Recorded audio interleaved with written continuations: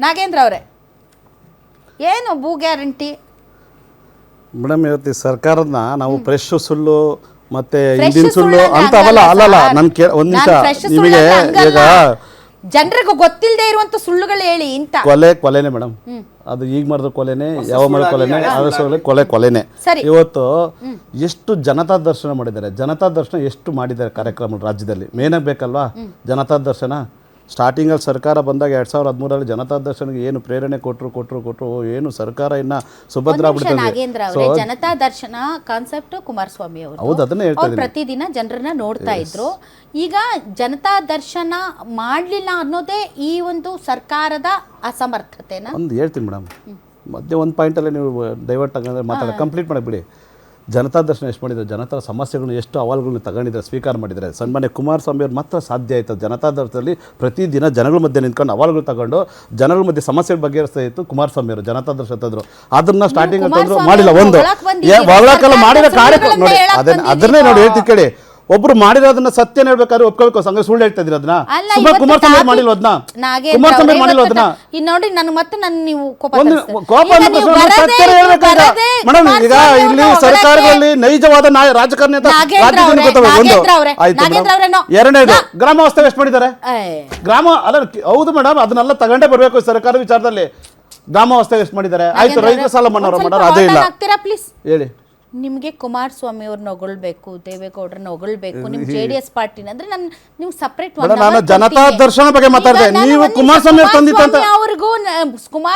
ಅವ್ರಿಗೂ ಮತ್ತು ಸಿದ್ದರಾಮಯ್ಯನವ್ರಿಗೂ ಕಂಪ್ಯಾರಿಸನ್ ಅಲ್ಲ ಅವ್ರ ವರ್ಕಿಂಗ್ ಸ್ಟೈಲ್ ಬೇರೆ ಇರುತ್ತೆ ಇವ್ರ ವರ್ಕಿಂಗ್ ಸ್ಟೈಲೇ ಬರುತ್ತೆ ಬಟ್ ನನಗೆ ಜನ ಕಾಯ್ತಾ ಇರೋದು ತಮ್ಮ ಬಾಯಿಂದ ಈ ಸರ್ಕಾರ ಮಾಡಿರುವ ಲೋಪಗಳೇನು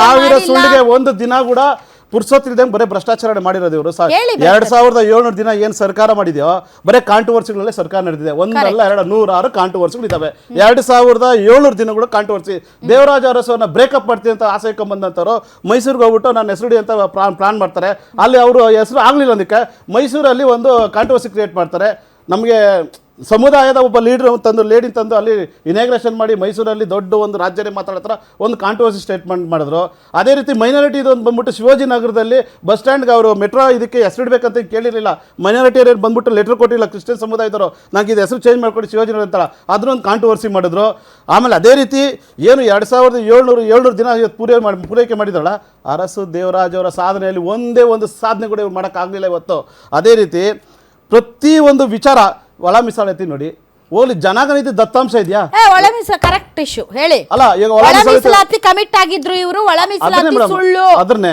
ಒಳ ಮೀಸಲಾತಿ ಇದನ್ನ ಪರಿಪೂರ್ಣ ಮಾಡಕಾಯ್ತಾ ಜನಗಣತಿ ದತ್ತಾಂಶ ತೆಗಿಯಕಾಯ್ತಾ ಇವತ್ತವರೆಗೂ 4 ಸತಿ ಸಮೀಕ್ಷೆಗಳು ಮಾಡಿದ್ರು ಬ್ಲೂ ಪ್ರಿಂಟ್ ಹೇಳ್ತಿದೆ ಮಾಡ್ಬಿಟ್ರು 106 ಕೋಟಿ ಅದ್ರಲ್ಲಿ ಹೆಸರು ನುಂಗಿ ನೀರು ಕೊಡ್ರು ಆಮೇಲೆ ಉದ್ಯೋಗ ಸೃಷ್ಟಿ ಮಾಡ್ತೀನಿ ಅಂತಂದ್ರು ಇವತ್ತು ಉದ್ಯೋಗದ ಅಲ್ಲಿನ ಗುತ್ತಿಗೆ ಇವತ್ತು ಏನಕ್ಕೆ ಉದ್ಯಮಿಗಳು ಬಂದ್ಬಿಟ್ಟು ಕೇಳಿದ್ರೆ ನಮಗೆ ನೀರು ಕೊಡಿ ರಸ್ತೆ ಕೊಡಿ ಒಂದ್ ನಿಮಿಷ ಉದ್ಯಮಿಗಳು ತುಂಬಾ ದಪ್ಪ ಇದ್ದೀರಾ ಅದರಲ್ಲೂ ಯಾವುದೇ ಸೈಡ್ ಎಫೆಕ್ಟ್ ಇಂದ ಸಣ್ಣ ಆಗ್ಬೇಕಾ ಎಷ್ಟೋ ಜನ ಹೇಳ್ತಾ ಇದ್ರಿ ಸರ್ ನಾನು ಜಿಮ್ಗೆ ಹೋಗ್ತಾ ಇದ್ದೀನಿ ಆದ್ರೂ ಸಣ್ಣ ಆಗ್ತಾ ಇಲ್ಲ ಸರ್ ವರ್ಕೌಟ್ ಮಾಡ್ತಾ ಇದ್ದೀನಿ ಆದ್ರೂ ಸಣ್ಣ ಆಗ್ತಾ ಇಲ್ಲ ಅಂತ ಹೇಳ್ತಾ ಇದ್ರಲ್ಲ 100% ಯಾವ ಜಿಮ್ಗೂ ಹೋಗ್ದಂಗೆ ವರ್ಕೌಟು ಮಾಡ್ದಂಗೆ ನೀವು ಸಣ್ಣ ಆಗ್ಬೋದು ಪ್ರತಿದಿನ ಬೆಳಿಗ್ಗೆ ಸಂಜೆ 2 ಟೈಮ್ ನಮ್ಮ ಜೀನಿ ಸ್ಲಿಮ್ ನ ಯೂಸ್ ಮಾಡಿ ಯಾವುದೇ ಸೈಡ್ ಎಫೆಕ್ಟ್ ಇಲ್ದಂಗೆ ನೀವು ಸಣ್ಣ ಆಗ್ತೀರಾ ಯಾಕೆಂದ್ರೆ ಜೀನಿ ಸ್ಲಿಮ್ ಒಂದು ಉತ್ತಮ ಆಹಾರ ಸರ್ಕಾರಿ ನೇಮಕಾತಿಗಳು ನಡೀತಾ ಇಲ್ಲ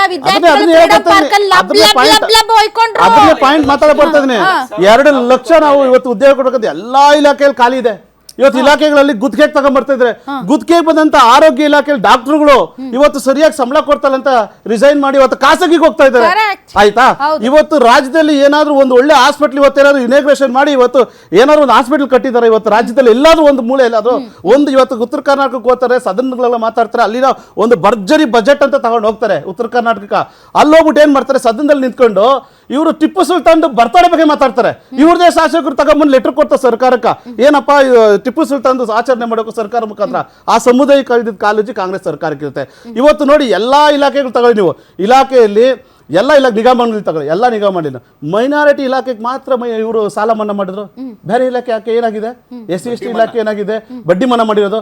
ಎಷ್ಟು ಇಲಾಖೆಗಳಿದಾವೆ ಅಷ್ಟು ಇಲಾಖೆಗಳ ಬಿಟ್ಟು ಮೈನಾರಿಟಿ ಕಡೆ ಮಾತ್ರ ಒಲವು ಕೊಟ್ಟರು. ಸೊ ಪ್ರತಿಯೊಂದು ವಿಚಾರ ತಗೊಂಡು ನೆರಾಗದ ಬಗ್ಗೆ ಎಷ್ಟೆಲ್ಲ ಕಾಂಟ್ರವರ್ಸಿ ಮಾಡಿದ್ರು. ಈ ಗಂಡು ಮಕ್ಕಳು ಸೀರೆ ಉಡ್ಸ್ಬಿಟ್ಟು ನೀವು ದುಡ್ಡು ಎತ್ಬಿಟ್ರಲ್ರಿ. ಗಂಡು ಮಕ್ಕಳು ಸೀರೆ ಉಡ್ಸಿದ್ರಿ, ನೀವು ಸೀರೆ ಉಡ್ಸಿ ಕಾರ್ಡ್ ಫೋಟೋ ಹಿಡಿದು ಜಾಬ್ ಕಾರ್ಡ್ ಅಂದ್ರೆ ಹೆಣ್ಮಕ್ಳ ಹೆಸರಲ್ಲಿ ಲೂಟಿ ಮಾಡಿದ್ರು. ಏನ್ ಗಂಡು ಮಕ್ಳಿಗೆ ಸೀರೆ ನೆರಗದಲ್ಲಿ GPS ಮಾಡ್ಬೇಕಾದ್ರೆ ನಾನು ದಿಲೀಪ್ ನಾನು ನಿಮ್ ಕೇಳ್ದೆ ಏನ್ ಗಂಡು ಮಕ್ಕಳಿಗೆ ಕನಿಷ್ಠನಾ? ಮೇಡಮ್ ಒಂದ್ ನಿಮಿಷ, ಸೀರೆ ಉಟ್ಕೊಳ್ಳೋದಷ್ಟು ನಿಕೃಷ್ಟನಾ? ಸೀರೆ ಉಟ್ಕೊಳ್ಳೋದಷ್ಟು ವೀಕ್ನೆಸ್? ಮೇಡಮ್ ಪಾಯಿಂಟ್ ನಾನು ನಾವು ಒಂದು ನಿಮಿಷ ಕೇಳ್ಬಿಟ್ಟು ಹೆಣ್ಣು ಮಕ್ಕಳನ್ನ ಗಂಡು ಮಕ್ಕಳಿಗೆ ಸೀರೆ ಈಗ ಅದನ್ನೇ ಹೇಳಕ್ ಬರ್ತೇನೆ ಕೇಳಿ. ಗಂಡು ಮಕ್ಕಳಿಗೆ ಏನಂತಂದ್ರೆ ಹೆಣ್ಣು ಮಕ್ಕಳ ರೂಪನ ಧರಿಸಿ ಗಂಡು ಮಕ್ಕಳಿಗೆ ಅಲ್ಲಿಂದ ಲೂಟಿ ಮಾಡಿದ್ದಾರೆ ದುಡ್ಡು ಗುತ್ತಿಗೆಯಲ್ಲಿ. ಒಂದ್ ನಿಮಿಷ, ಗಂಡು ಮಕ್ಕಳಿಗೆ ಹೆಣ್ಣು ಮಕ್ಕಳ ರೂಪ ತರಿಸಿದ್ರೆ ಅವರು ಕನಿಷ್ಠನಾ? ಕನಿಷ್ಠ ಅದ್ರ ಬಗ್ಗೆ ಮಾತಾಡ್ತಲ್ಲ, ಸುಮ್ಮನೆ ಡೈವರ್ಷನ್ ಬೇಡ. ಇವ್ರು ಮಾಡಿರೋ ಭ್ರಷ್ಟಾಚಾರ ಬಗ್ಗೆ ಹೇಳ್ತಾ ಇದೀನಲ್ಲ, ಭ್ರಷ್ಟಾಚಾರ ಬಗ್ಗೆ ಮಾತಾಡ್ತಾ ಇದ್ದಲ್ಲ. ಆದ್ರೆ ಹೋಲಿಕೆ ಸಾರಿ ಅಲ್ಲ, ಅವ್ರನ್ನೇ ಮತ್ತೆ ಹೆಂಗಸರು ಮಾಡಿ ಬಿಲ್ ಪಾಸ್ ಮಾಡ್ಕೊಂತ ಇದ್ರು, ಗುತ್ತಿಗೆಗಳಲ್ಲಿ. ಹೆಣ್ಮಕ್ಳು ವೇಷ ನಂಗೆ ಅರ್ಥ ಆಗ್ತಾ ಇಲ್ಲ ಒಂದ್ ಸ್ವಲ್ಪ. ಬೆಳಿಗ್ಗೆ ಎತ್ತು ಕೂಲಿ ಕಂಪ್ನಿಗೆ ಒಂದು ಬ್ಯಾಚ್ ತರೋರು, ಅವ್ರು ಗಂಡ್ ಮಕ್ಳು ಅಂತ ಅಟೆಂಡೆನ್ಸ್ ಹಾಕೋರು, ಜಾಬ್ ಕಾರ್ಡ್ ರೆಡಿ ಮಾಡ್ಕೊಳ್ಳೋರು, ನಕಲಿ ಜಾಬ್ ಕಾರ್ಡ್ ಆದ್ಮೇಲೆ ಅದೇ ಗಂಡಸರ್ನ ಕರ್ಕೊಂಡೋಗಿ ಮಧ್ಯಾಹ್ನ ಮೇಲೆ ಸೀರೆ ಎಲ್ಲ ಉಟ್ಟಿಸ್ಬಿಟ್ಟು ಅದೇ ಹೆಂಗಸರ್ನ ಸುತ್ತಿ ಫೋಟೋ ಹಿಡಿದು ಫೋಟೋ ಶೂಟ್ ಮಾಡಿ ಜಾಬ್ ಕಾರ್ಡ್ ಕ್ರಿಯೇಟ್ ಮಾಡಿ ಮೋಸ ಮಾಡ್ತಾ ಇದ್ರು ಗುತ್ತಿಗೆಯಲ್ಲಿ ರೈತರಿಗೆ. ನೆರಗದಲ್ಲಿ ಅರ್ಥ ಆಯ್ತು. ನಾನೇನೋ ಸೀರೆ ಉಡಿಸ್ಬಿಟ್ಟು ಆಯ್ತಾ, ನೆರಗದಲ್ಲಿ ಮಾಡಿದಂತ ವಂಚನೆಗಳು, ನೆರಗದಲ್ಲಿ ಮಾಡಿದಂತ ವಂಚನೆಗಳು. ಅಲ್ಲ ಒಂದ್ ನಿಮಿಷ, ನರೇಗಾದಲ್ಲ ಆಗಿರುವಂತಹ ವಂಚನೆಗಳನ್ನ ಇವರೇ ಬಯಲಿಗೆ ಎಳೆದಿದ್ದು. ನೀವೇನ್ ಬಯಲಿಗೆ ಎಳೆದಿಲ್ಲ, ಅವ್ರಿಗೇನ್ ಬಯಲಿಗೆ ಎಳೆದಿಲ್ಲ, ಕಾಂಗ್ರೆಸ್ ಸರ್ಕಾರನೇ ಬಯಲಿಗೆ ಎಳೆದಿರೋದು. ಅದನ್ನೇ ಅವ್ರೇನ್ ಮಾಡೋದು? ಅಲ್ಲ ಅವರೇ ಬಯಲಿಗೆ ಎಳೆದಿದ್ದು. ಆಯ್ತು ಮೇಡಮ್, ಆಯ್ತು ಕ್ರೆಡಿಟ್ ಅವ್ರಿಗೆ ಹೋಗ್ಲಿ. ಸತ್ಯಾಂಶ ಗೊತ್ತಾಯ್ತಲ್ಲ, ರಾಜ್ಯ ಜನ ಮುಂದೆ ಬೆತ್ತಲ ಆಯ್ತಲ್ಲ ಕಾಂಗ್ರೆಸ್ ಸರ್ಕಾರ. 175 ರೂಪಾಯಿ ಕೂಲಿ, ಅಲ್ಲ 175 ರೂಪಾಯಿ ಕೂಲಿನ 375 ರೂಪಾಯಿ. ನೀವ್ಯಾಕದನ್ನ ಹೊರಗಡೆ ತೆಗಿಲಿಲ್ಲ? ಮತ್ತೆ ಕಾಂಗ್ರೆಸ್ ಸರ್ಕಾರನೇ ಬೇಕಾಯ್ತಾ ನರೇಗಾದಲ್ಲಿ ಆಗ್ತಾ ಇರೋ ಅಕ್ರಮ ಹೊರಗಡೆ ತರಕ್ಕೆ? ಇವತ್ತು ಅವೈಜ್ಞಾನಿಕ ಗ್ಯಾರಂಟಿಗಳು ಐತಂದ್ರು. ಯಾವ ಗ್ಯಾರಂಟಿ ರಾಜ್ಯದಲ್ಲಿ ಪರಿಪೂರ್ಣವಾಗಿ ಯಾವ ಒಂದು ಜನಕ್ಕೆ ಸೇರಿದೆ ನೀವು ಹೇಳಿ ಮೇಡಮ್. ಇವತ್ತು ನೀವು ಅಲ್ಲಿ ಸಾರಿಗೆ ಡಿಪಾರ್ಟ್ಮೆಂಟ್ 2 ತಿಂಗಳು ಬಿಟ್ರೆ 2.5 ವರ್ಷದ ಫುಲ್ ಹೋಗಿದೆ. ಯುವ ಪೀಳಿಗೆಗೆ ನೀವು 2.5 ಸಾವಿರ, ಯುವ ಪೀಳಿಗೆ 2 ತಿಂಗಳು ಪೂರ್ತಿ ಹೋಗಿದೆ ಅಂತ ನಾನು ಹೇಳಿದ್ದು 2 ತಿಂಗಳು ಬಿಟ್ಬಿಟ್ಟಿದ್ದಾರೆ, ಕತ್ರಿ ಕೆಲಸ ಮಾಡಿದ್ದಾರೆ. ಆದ್ಮೇಲೆ ಈಗ ಯುವ ಪೀಳಿಗೆಗೆ 2,000 2.5 ಸಾವಿರ ಕೊಡ್ತೀನಿ ಅಂತಂದ್ರು. ಏನಾದ್ರು ಕೊಟ್ಟಿದಾರ? ಅದು 2 ವರ್ಷ ನಿಗದಿ ಇಟ್ರು. 2 ವರ್ಷದೊಳಗಡೆ ನಾವು ನಿಮಗೆ ಉದ್ಯೋಗ ಸೃಷ್ಟಿ ಮಾಡಿ ಉದ್ಯೋಗ ಕೊಡ್ತೀನಿ ಅಂತಂದ್ರು. ಆ 2.5 ಸಾವಿರ ಯುವ ಪೀಳಿಗೆ ಏನಾದ್ರು ಒಂದು ಆನ್ ರೆಕಾರ್ಡ್ ನಿಮ್ಮ ಮಾಧ್ಯಮದಲ್ಲಿ ಇವತ್ತರೆಗೂ ಸಿಕ್ಕಿದೆ ಮೇಡಮ್ ನಿಮ್ಗೆ? ಏನ್ ಗೊತ್ತಾ ನಾಗೇಂದ್ರ ಅವರೇ, ಇನ್ನೂ ಬಹಳಷ್ಟಿವೆ. ಪಟ್ಟಿ ತುಂಬ ದೊಡ್ಡದಿದೆ. ನಾವು ಮಾತಾಡೋದಕ್ಕಿಂತ ನೀವು ವಿರೋಧ ಪಕ್ಷಗಳಾಗಿ ಮಾತಾಡೋದು ಬೆಟರ್ ಅಂತ ಅನ್ಸುತ್ತೆ. ಈ ಕಾರ್ಯಕ್ರಮದಲ್ಲಿ ಈಗ ಹಿರಿಯ ಪತ್ರಕರ್ತರು ಮತ್ತು ವಿಶ್ಲೇಷಕರು ಆದಂತಹ ಬಸವರಾಜ್ ಇಟ್ನಾಳ್ ಅವರು ಜಾಯ್ನ್ ಆಗಿದ್ದಾರೆ. ಸರ್, ತಮಗೂ ಕೂಡ ಸ್ವಾಗತ.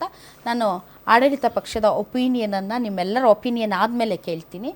ಬಸವರಾಜ್ ಸರ್, ಇದು ಸಾರ್ಥಕ 1000 ದಿನ ಅಲ್ಲ, ಇದು ಸುಳ್ಳಿನ ಸರ್ಕಾರ ಅಂತ ವಿರೋಧ ಪಕ್ಷಗಳು ಹೇಳ್ತಾ ಇದ್ದಾವೆ. ತಮ್ಮ ಅನಾಲಿಸಿಸಲ್ಲಿ ಸರ್, ಈ 2.5 ವರ್ಷದ ಸಾಧನೆ ಅಥವಾ ಈ 2.5 ವರ್ಷದಲ್ಲಿ ಈ ಸರ್ಕಾರ ಮೂಡಿಸಿರುವಂತಹ ಜನಾಭಿಪ್ರಾಯ ತಾವು ಯಾವ ರೀತಿ ವಿಮರ್ಶಿಸ್ತೀರಿ? ಈಗ ಸರ್ಕಾರದ ಸಾಧನೆಯ ಒಂದು ಮೌಲ್ಯಮಾಪನ ಮಾಡಬೇಕಾಗಿರೋದು ಅವರ ಚುನಾವಣೆ ಪೂರ್ವದಲ್ಲಿ ಏನು ಭರವಸೆಗಳನ್ನು ಕೊಟ್ಟಿದ್ದರು, ಯಾವ ಪ್ರಣಾಳಿಕೆಯಲ್ಲಿ ಅಂಶಗಳನ್ನು ಅವರು ಜನರ ಬಳಿ ತೆಗೆದುಕೊಂಡು ಹೋಗಿ ಅದರ ಆಧಾರದ ಮೇಲೆ ಮತಗಳನ್ನು ತಗೊಂಡು ಸರ್ಕಾರ ಮಾಡಿದ್ರು. ಆ ಒಂದು ಏನು ಆ ಒಂದು ಫ್ರೇಮ್ವರ್ಕಲ್ಲಿ ಇವರು ಎಷ್ಟನ್ನು ಸಾಧಿಸಿದ್ದಾರೆ ಅಂತ ನೋಡಿದರೆ 2 ಇದೆ, ಪ್ಲಸ್ ಇದೆ, ಮೈನಸ್ ಇದೆ.